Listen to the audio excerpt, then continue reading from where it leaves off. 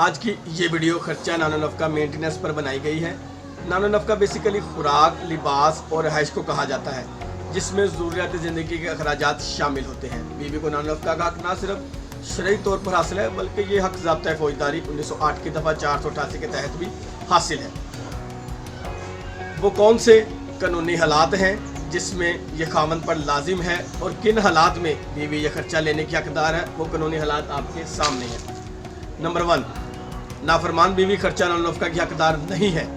Number 2، طلاق یافتہ عورت عدت گزارنے کے بعد شوہر سے کسی قسم کا خرچہ نان و نفقہ لینے کی حقدار نہیں ہے۔ نمبر 3، نکاح ہونے کی صورت میں رخصتی سے پہلے بھی لڑکی شوہر سے خرچہ وصول کر سکتی ہے۔ نمبر 4، طلاق کی صورت میں عورت شوہر کے بچے کو دودھ پلانے کے اور خرچہ وصول کر سکتی ہے۔ نمبر 5، بیوی شوہر سے زچگی اخراجات بھی وصول کرنے کی حقدار ہے۔ نمبر 6، بیوی نے اپنے مرضی سے شوہر کا گھر چھوڑا مگر گھر چھوڑنے کی وجہ خاوند کی طرف سے بے عزتی اور گالم گلوچ تھا، لہٰذا ایسی صورت میں بھی عورت خرچہ نان و نفقہ کی حقدار ہے۔ اور اسی طرح والدین کی ذمہ داری ہے کہ وہ اپنے نابالغ بچوں کو نفقہ ادا کریں، اور اسی طرح اولاد کا بھی فرض ہے وہ اپنے مفلس والدین کو نفقہ ادا کریں، جس میں نمبر 1، باپ کا فرض ہے وہ بیٹوں کو بالغ ہونے تک نفقہ ادا کرے۔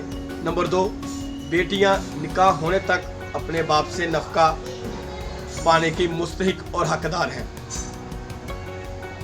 اس میں بچے چاہے ماں کی تحویل میں ہوں تب بھی نفقہ ادا کرنا والد کی ذمہ داری ہوتا ہے۔ اور اس کے ساتھ آپ کی زندگی کے درپیش تمام مسائل کیا ہو سکتے ہیں یہ ہم کو آنے والی ویڈیو میں بتائیں گے، اور اگر آپ کو یہ ویڈیو پسند آئی ہے تو کمنٹ اور لائک کے ساتھ کسی نہ کسی کے ساتھ ضرور شیئر کریں، یہ انشاءاللہ بہترین زندگی گزارنے کے لیے مددگار ثابت ہوگی۔ Tell me pretty lies, look me in the face, tell me that you love me, even if it's fake.